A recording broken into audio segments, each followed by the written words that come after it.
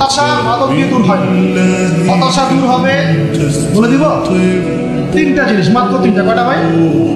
1, 5 ওয়াক্ত নামাজ। এক কি? নামাজে আপনি অজু করে সিজদা দেন, ইনশাআল্লাহ আপনার মনে প্রশান্তি না আসলে আমাকে এসে বলে যে আসেন। চোখের পানি, মনের আবেগ যা আছে আপনার ভিতরে, কষ্ট, দুঃখ, যন্ত্রণা সব আল্লাহকে ঢেলে দিবেন। নিজের আবেগ ধরে রাখবেন এখানে, আপনি আল্লাহর জন্য ঢেলে দিবেন। মানুষকে আবেগ দেখে কি না? মানুষ আপনার চোখের পানির মর্ম বুঝবে? মানুষ কি মানুষের চোখের পানির মর্ম বুঝে? আপনার পিতা যদি মারা যায়, আমার কাছে এসে দোয়া চান, কান্নাকাটি করে, আমি দোয়া করতে পারবো, কিন্তু আমি কিন্তু আপনার ফিলিংসটা বুঝতে পারবো, আপনার অনুভূতি কে বুঝতে পারবে? আল্লাহ পাক আপনার ঘাড়ের রগের চেয়েও কাছে আছে। সুবহান আল্লাহ পাক ঘাড়ের রগের চেয়ে কাছে আছে। গতকালকে বাংলাদেশের একজন বড় আলেমের সাথে কনফারেন্সে ছিলাম, উনি বলছিলেন যে এক ব্যক্তি, এটা শোনেন, এক ব্যক্তি খুব তার শখ যে তিনি সাহাবীদের মতো নামাজ পড়া শিখবেন। কথা বুঝতে পারছেন? সাহাবীদের মতো নামাজ শিখবেন। একজন বরেণ্য আলেমের কাছে এসেছেন, এসে বলছেন যে আমাকে সাহাবীদের মতো নামাজ শিখিয়ে দেন। তখন সেই আলেম আরেকজন আলেমের সন্ধান দিয়েছেন, যে তুমি তার কাছে যাও, তিনি শেখান। সেই ব্যক্তি তো অবাক হয়েছেন, কারণ যাকে প্রশ্ন করেছিলেন তিনি অনেক বড় মুহাদ্দিস, আর যার কাছে পাঠানো হচ্ছে তিনি অত বড় মুহাদ্দিস নন, কিন্তু আবেদ, আমল করে। তাকে গিয়ে বলছেন উনি আমাকে পাঠিয়েছেন সাহাবী বলা নামাজ শিখিয়ে দেন। তখন তিনি বলছেন ঠিক আছে, সুন্দর করে অজু করে আসো, সুন্দর করে অজু করে আসো। অজু করার সময় খালি খেয়াল রাখবা যে আমি অজু করছি শুধু আল্লাহর সন্তুষ্টি। কি খেয়াল রাখবেন? অজু করছি শুধু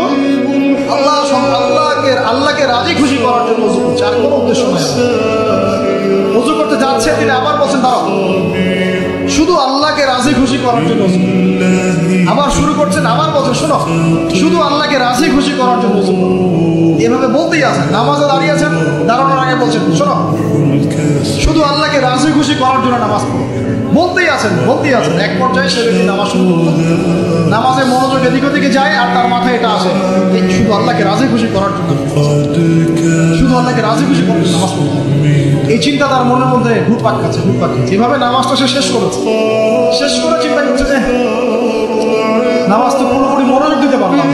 বারবার মাথার মধ্যে এরকম চিন্তা আসছে, আল্লাহ আমাকে তো মাফ করে দাও, নামাজটা আমার মনে হলো না ঠিক মতো। তখন সে ফিরে এসে তার সে ওস্তাদকে বলছেন আমার তো নামাজ এরকম এরকম করে পড়লাম, কিন্তু শেষমেশ মনে হলো যে নামাজটা হয়তো কবুল হয় নাই, আল্লাহর কাছে খুব মাফ চাইলাম, আল্লাহ মাফ করে দাও, নামাজটা হলো না।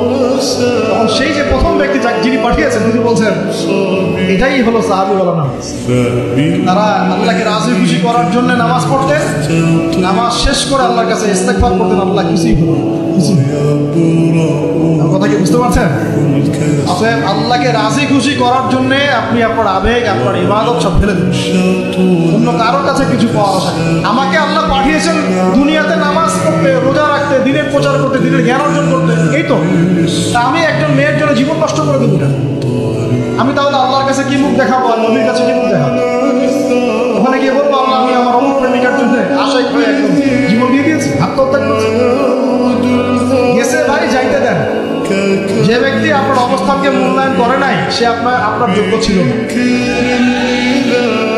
এখন আপনি কি করবেন? নিজের অবস্থান উন্নত করেন, আপনার পিছনে লাইন ধরে ঘুরবেন। এটাই বাস্তবতা। দুনিয়া খুব খারাপ জিনিস।